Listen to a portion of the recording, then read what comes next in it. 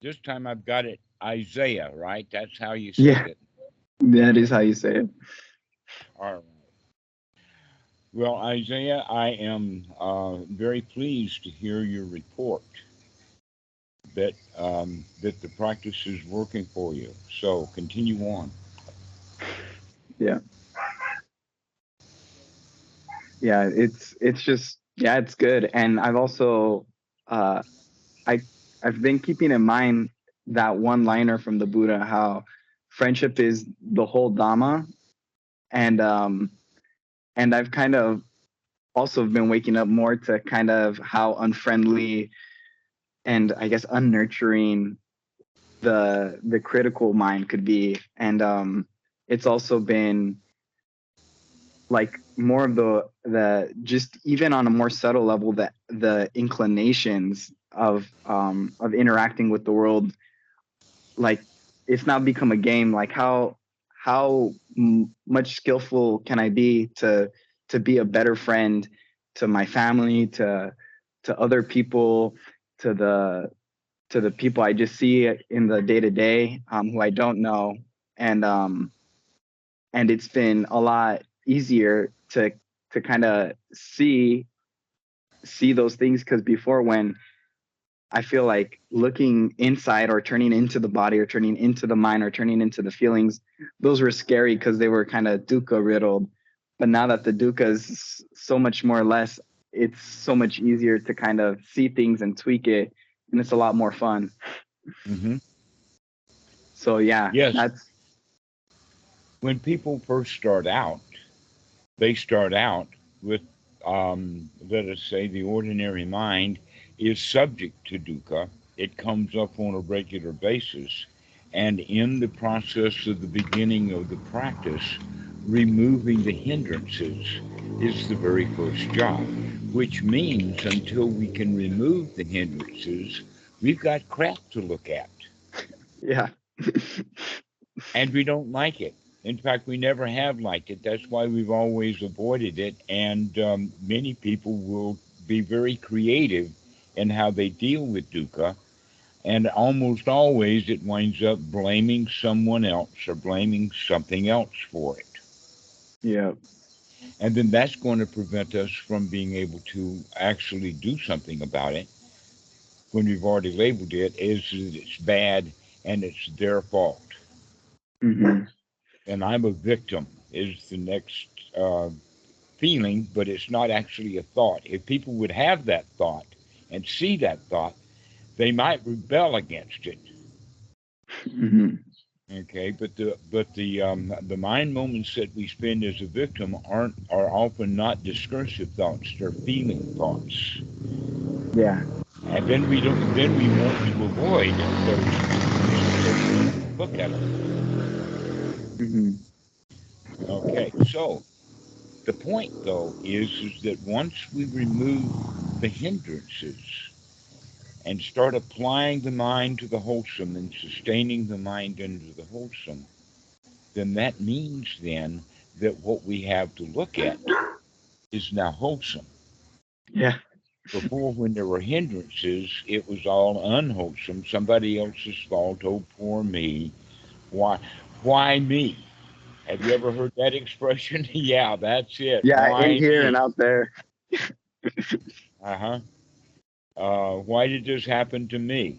So that's the unwholesome thoughts that are associated with other unwholesome thoughts. So when we Yeah. get rid of those hindrances, when we're able to remove them, now something has changed dramatically.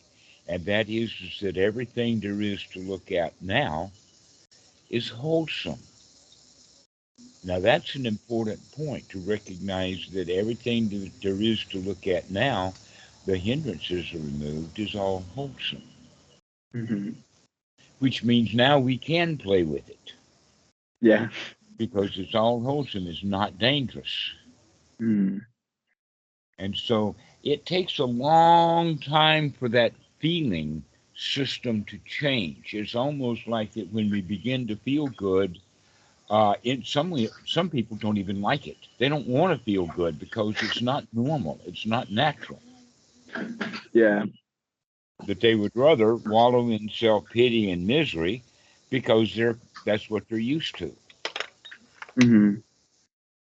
And others find it difficult to practice because they've already determined that it's all already somebody else's fault. Why should I bother to try to do anything to make myself feel better when it's their fault anyway? Yeah. These people sometimes get labeled with the diagnostic label of sociopath or psychopath or um, narcissist, something like that. Mm-hmm. Um, but that's almost kind of like missing the point. The real point is that underside, they are victims. And yet, on the outside, the sociopath appears to present himself as a winner. Mm-hmm. Okay, an example of this is Donald Trump. Donald Trump presents himself as a winner. He's going to take care of everything. He's the one who's going to do the retributions. That's the latest thing that he says now. And yet, Mm-hmm. it doesn't take long to recognize, oh no, he's not coming from a place of strength. He's coming Mm-hmm. from a place of profound weakness, but the clientele who listen to him also see themselves in a state of profound weakness. And since I'm a loser and I can't help myself, let me get this loser to help me because he says he will. And yet Yeah. everything about him is loser. Okay, so these are things that prevent people from actually able to practice. Yeah. But once you start practicing, you begin to recognize, oh, wait a minute, there's no one to blame. I've been doing this to myself all along. Yeah. And now I don't have to do it to myself, at least not when I remember that I don't have to do it to myself. Yeah. The remembering. Hmm. And so also you made the point about friendship. Really, that's a good focus for Westerners to have because the focus about Buddhism seems to all be about meditation. Mm-hmm. That if anybody's interested in Buddhism, they got to go meditate. Okay, Yeah. and while meditation has some value and advantage, Mm-hmm. you're not ever going to get anywhere with just meditation alone, especially if it's not correct practice. Yeah. And the correct practice is to make friends with yourself. That's what the meditation is all about. And in fact, the word meditation, uh, from the very get go, before it ever was applied to Buddhism, it still had the position of the meditator is a victim to whoever he's sucking up to, the cosmos, a god, whatever like that. Um, Yeah. uh, have you ever heard of George Carlin? Yes. He's Okay. he's really funny. Yes, well, not only is he funny, but the funniness is also spot on correct. Mm-hmm. Okay. Um, that when jokes are not funny, generally it's because they're either wrong or they hurt someone. Yeah. But with George, what he's talking about there with meditation and prayer, he talks about it in the sense that you want God to change his plan, God's plan. I mean, he's been doing that plan forever, and here you come along and want him to change his plan. Right? Yeah. Okay, so that's the whole point then of that kind of practice is that we want something from the practice. In other words, I put in my meditation hours. Where's the reward? What do I get out of it? And Mm-hmm. the answer to that is meditation's the wrong word to use. Yeah. In fact, practice would be a better word to use. Mm-hmm. Um, and that another thing that I find kind of amusing is that actually what we're doing is is the Eightfold Noble Path. That's what we're practicing. Yeah. Okay? The bits and pieces of the Eightfold Noble Path. Um, we we start with right view. But in fact, Mm-hmm. if somebody doesn't have at least a little bit of right view, they're not even going to start. Yep. So we have to start perhaps with the idea that something in here needs to be investigated and tweaked.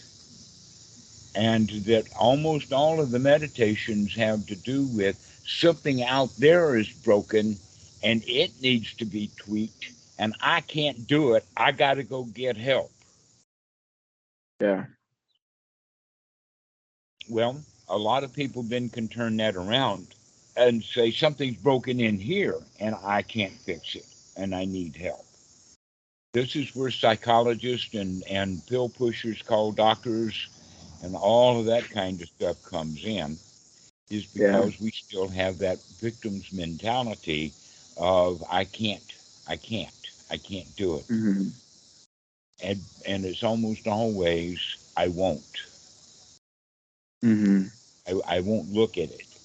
Because Yeah. if I do look at it, I might have to own it. I might have to recognize I made this mess.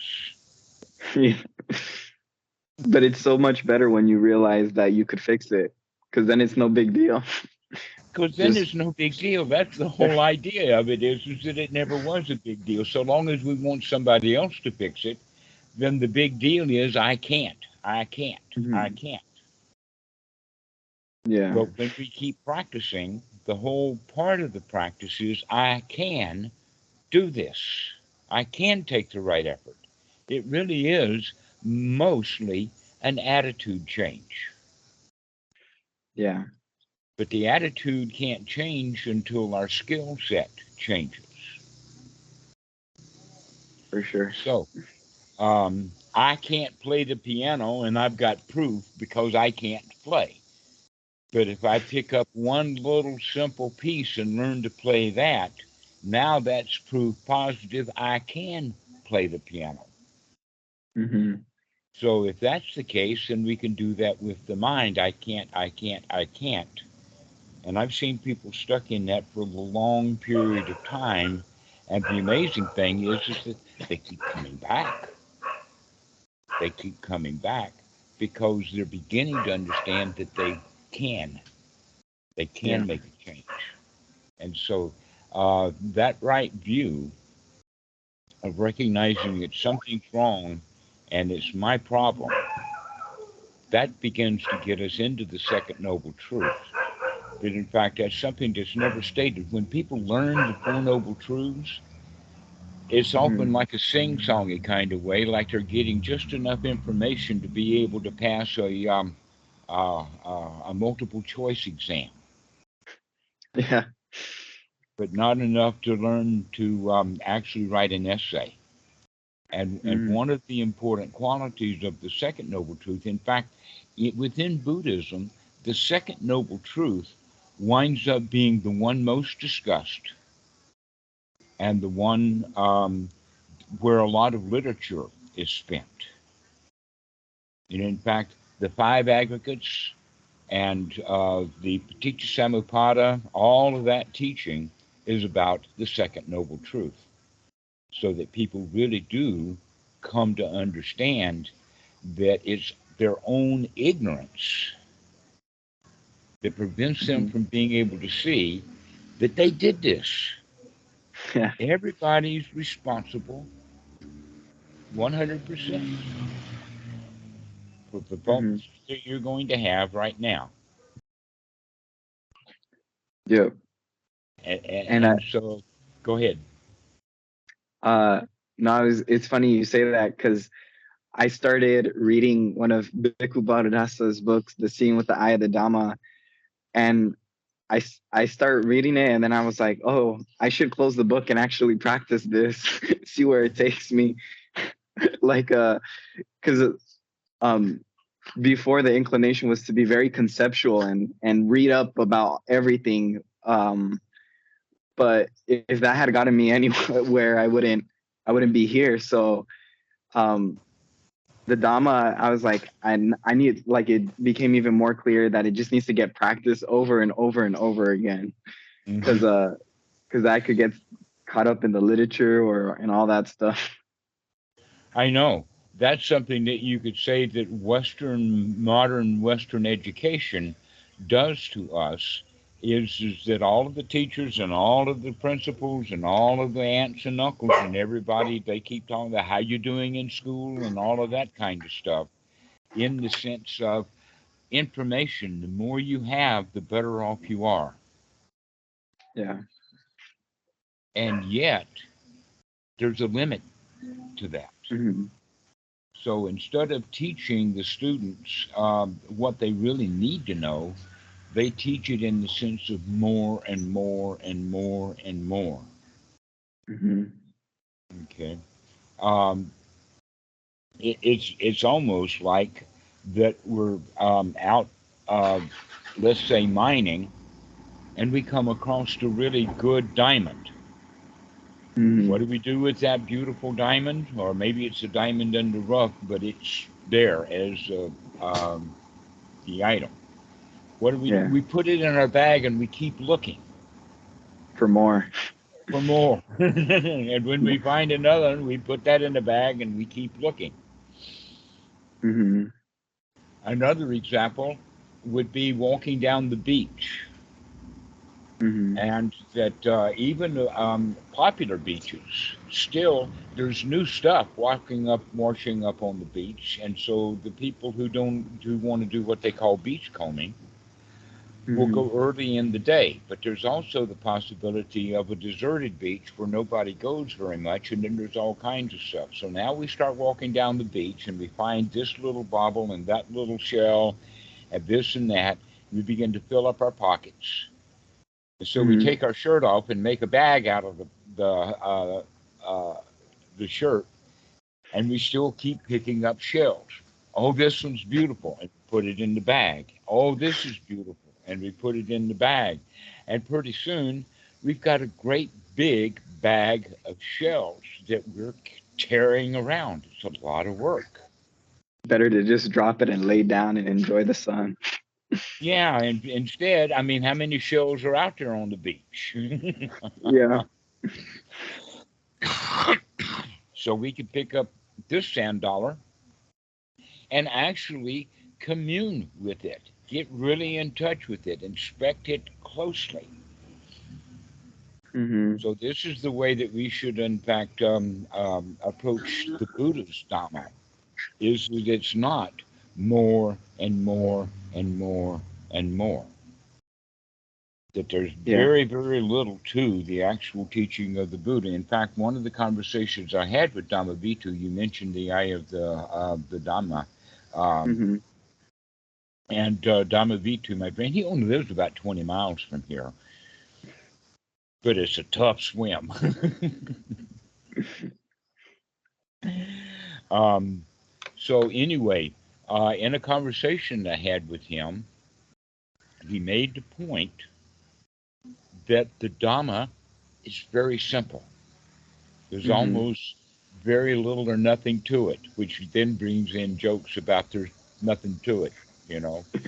Yeah. You ain't seen nothing yet, and all of that, the jokes about sunyata. But that's the case. That Mm-hmm. when we are victims, when we have the victim mentality, then we feel overwhelmed by things, even the Dhamma. Mm-hmm. Oh, there's so much to it, Yeah. right? And in fact, um, then we'll read a Dhamma book like this new one that we have here, and people want something out of it, so they start reading and pouring and changing, turning pages, and trying to get something more and more and more out of it. But you've got Mm-hmm. the right idea. Oh no, let's get just the basic point and do it. Practice it. Yeah. it Yeah. it's sort of like the whole world of music. I mean, how many different pieces of music are there? More than we Bazillion. could count. And yet, what do we need to do when we're learning to play music? Is practice a scale, practice Yeah. something little, practice a little song over and over and over again. Hmm. Yeah. Because in fact I fell into that. That was a basic mistake that I made when I was in high school. Um, in fact, a lot of towns in the South were like this. I found this out more when I got a little bit older. But upon reflection, the little towns in South Carolina, before we had television, music was the thing. In every church had organs and pianos and all of that kind of stuff. And so there was kind of a community of people Hmm. who were learning to play the piano, and there was all this literature. So this guy was doing Chopin, and that one guy's doing Rachmaninoff, and this guy's doing Gershwin, and uh, back and Hmm. forth like that. And here I am. I want it all. Yeah. I want it all. And because of that, I spent far too much time practicing pieces of music that I could not play, could not ever play, Yeah. instead of practicing music that I could play and get some entertainment out of it. Okay. And I see that exactly that same thing happening with meditation practice. That's especially the Mahasi method Yeah. of wanting I only heard more. about all that stuff after seeing your videos. I'm so glad I was fortunate enough to see your videos first before I even got exposed to anything else, because I was like, whoa, I saved myself so much dukkha Hmm. from just hearing the other people talk. But yeah, Okay, yeah, so it's the almost relief. like back in the 1930s that you learned to play a piece of music from your uncle or somebody like that before you ever heard the radio. Because once you Mm, hear the radio, now there's so much there. There's so much to it. yeah. Okay, um, that we could basically then go back and say, well, music is like that. It's very, very simple. You Hmm. have tempos, cadence, and rhythm and frequencies. That's all there Yeah. is to music. Hmm. Is the notes, the chord changes, the sequence of events for the chord changes, and the rhythm of the tempo that you played at. And when we can understand music this way, then it all becomes very simple. Yeah. I remember when I was a teenager having so much trouble following the score, especially if it was a score for an orchestra, because you've got all of these things with all of these instruments, and you got to follow all of this stuff and then follow all of that stuff, and it was very easy to get lost. From Hmm. now, for some reason, I don't have any trouble following the score at all. In fact, I know exactly what's going on with it, and the reason for it was is that I changed it from the concept that, oh, this is all so very complicated, and I have to keep track of all of these various instruments and all that they're doing and everything, and Hmm. begin to look at it from a different perspective. And that is the meter or the rhythm. You got to keep moving. You can't stop and says, "What was that?" Because if you do, it's gone. It's moving. Hmm. And You so just got to that's know how to something. play the notes and keep up. And keep up. Exactly. All right. Well, that analogy then can be done with the mind also. Hmm. It's just watch. Just keep up. Just keep watching. Keep noting. Keep looking, and from time to time, we make a change. We change it from Hmm. the unwholesome to the wholesome. It's a Yeah. very, very simple practice. Yeah, it's almost so simple it's hard to appreciate at first. I remember trying to I I thought, oh well, maybe I'll meditate and then I'll get some realization and then everything will change. But then I realized, no, I just have to keep doing it. That's it. Keep looking, keep investigating, keep taking the right effort to make the change. Practice the skills of generating piti, sukha, feeling calm and secure and safe, and just over and over and over and over and over again. And then that's it. Mm-hmm. Easy peasy. And things will just become clear and clear as the smoke kind of settles down Mm-hmm. from the past. Well, basically, what that means is that things will settle down when we stop stirring. Yeah. So long as we're stirring our own pot, things Hmm. don't settle out in the layers that so that we can see it. So we really have to stop stirring. And one of the Hmm. ways that people are stirring is by wanting something from it. Yeah. An example that you just mentioned, by the way, is quite interesting, and that is that people want insights. I mean, they've heard of Vipassana, they've heard of insight meditation. All right, I'm sitting here. Where's my insight? Yeah. I'm doing the right thing, Mr. Meditation Master in the Sky. Give me my reward. Do Hmm. for me what I want. Okay, so this is very characteristic of the practice for the Hmm. beginners. But the real way of doing it is just watching each thought with the idea, are you satisfied with this thought? Does this thought make you satisfied or not? And generally, Hmm. they don't, but we can tweak them so that they will. Yeah. An example would be, oh, I've got to write the boss an email.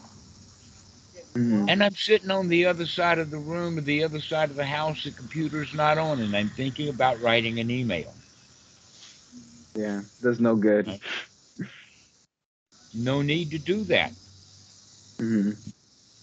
Um, Especially if we don't want to do it. And we don't want to do it because we're not at the computer writing that email. Hmm. So we really don't want to write the email. If we Yeah. really did want to write the email, we'd be there at the computer writing it. So here we are, Hmm. not at the computer thinking about it. Hmm. And we're thinking of it in the sense of I've got to do it,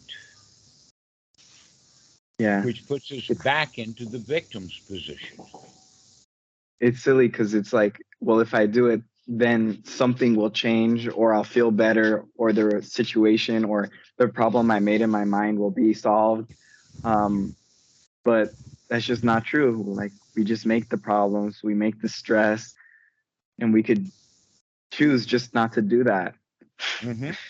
So thinking It, about that email and not doing the email is stressful. yeah. So we have one of two choices. One is to go do the email, which may or may not be stressful, or we can stop Mhm. thinking about the email, and now that's not stressful because we're not doing it. Yeah. So that's what we need to learn is to change our our frame of reference or our relationship to our thoughts. Hmm. Rather than seeing the email as something that I've got to do, recognizing that email is just a thought right now. And I've got Yeah. complete control over my thoughts, and I can think the way that I want to think. Hmm. And so the practice winds up being very simple. It's a simple practice. We must Hmm. do it over and over and over and over again because of the habits that we've already developed, Hmm. which is a It's habit of doing. Go ahead. yeah.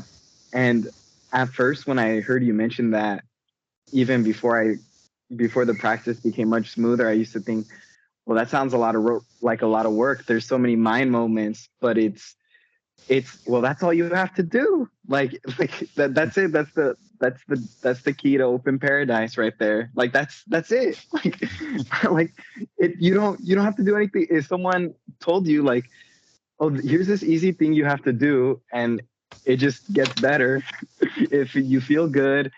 You got to start watching life and watching the show and feeling great, and that's all you have to do. It's like only yeah, it's like what?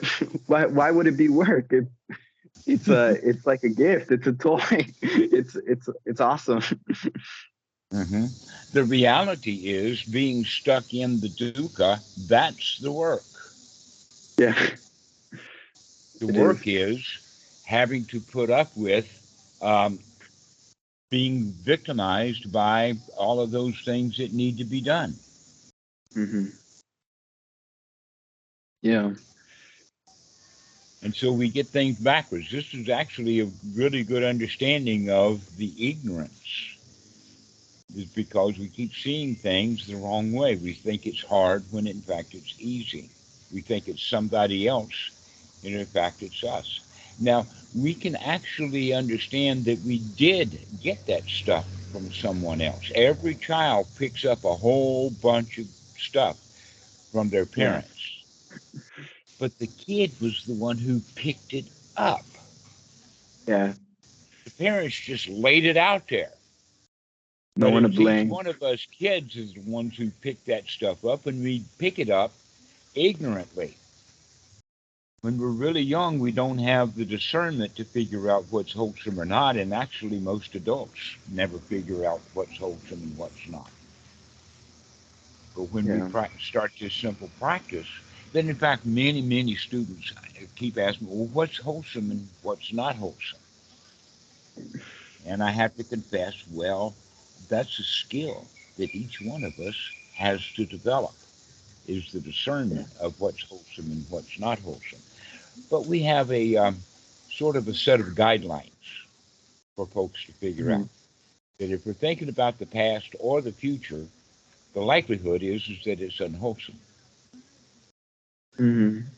And if we're thinking about right now, the likelihood is that it's wholesome. Yeah.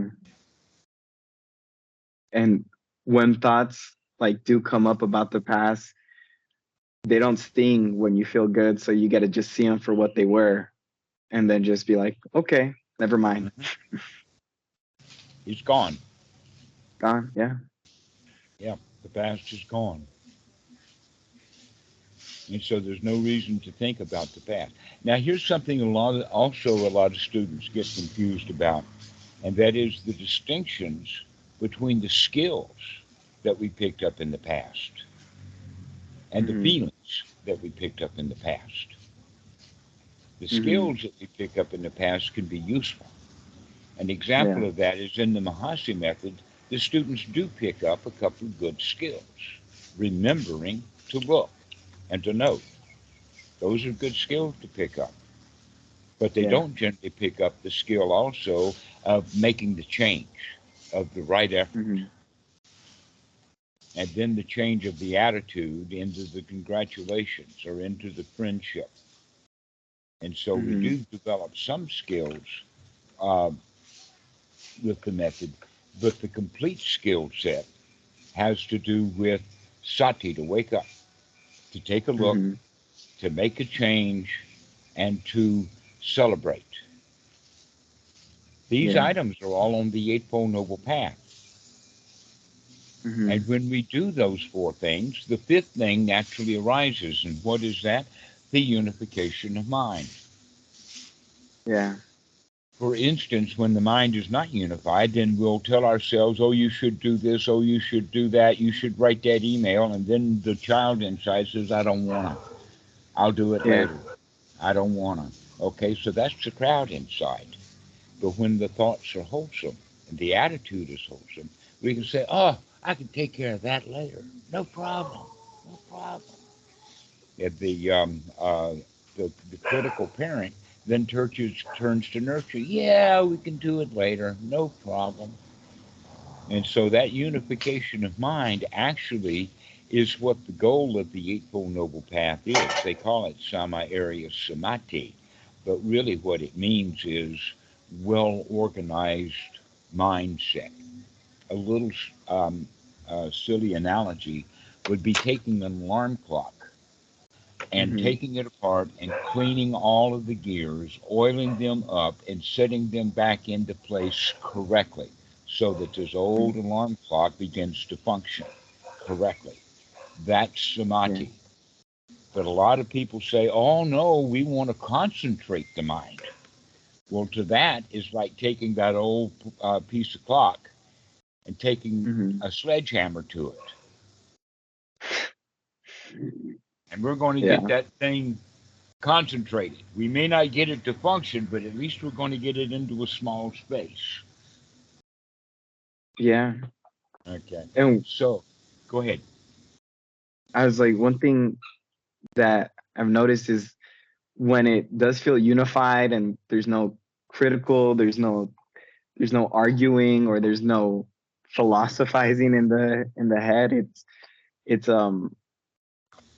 it's just a lot more just peaceful and nice, and there's just not much left that's going on, and it and it's like even more of a kind of like a duh that like going around and doing things to to just like you said, stirs up the pot. It's funny. It's like there should be like a little disclaimer, like the dukkha is optional. All the chatter, all that is just optional, not a part of life. Yes, that's right. It really is optional. Yeah. But we were taught, we were given dukkha. When mommy Hmm. fusses at her daughter, she's actually saying, "I want you to feel bad." And so the child will tear up and start to cry and say, "I'm sorry," which means I'm proving to you that I am feeling bad the way you want me to feel bad. Yeah. And so that dukkha is actually trained into us. Yep. That's become kind of apparent too. And so we have to train ourselves back out of it. Hmm. Oh, sorry, the puppy is jumping all over me. No problem. It I've got it's one of those right here in my hand.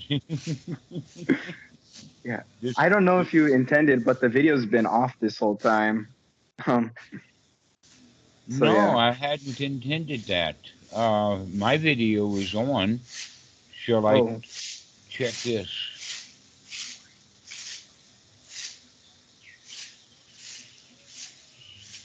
Oh, there we So, go. all right. Yeah, you should have mentioned it sooner. All I did was turn the video off and on. It looked like it was working here. I mean, the camera's been on and working. So, um, thanks for mentioning that. Yeah. I didn't know. I was like, it didn't bother me. I just enjoy listening. Hmm. So, anyway, Isaiah, Mhm. congratulations that Thank you're you. getting it.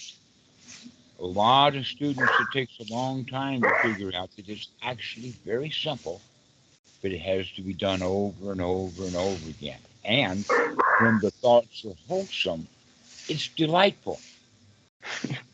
It is. It's fun. It's a fun toy to play with. It is. It's even more fun to wake up over and over again because you're just Hmm. waking up to just bubbly good feelings. What a treat. So that's good. Congratulations. Keep practicing. Keep I practicing. will. That how much information I give you is not so important. Is can you keep practicing? Can you keep remembering to do it? Yep. Okay.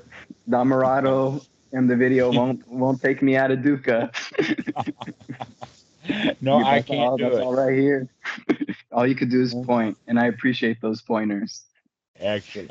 Excellent. Thank you. All right. Well, we'll see you later. We'll see you Will soon. do. Keep See you soon. practicing. Keep Will doing do. it, and everything will be all right. Everything actually Okay. is already all right. We're just figuring that out. Yeah. All right then, Dhammarato. Have a good Okay. one. All righty. Bye bye. Bye.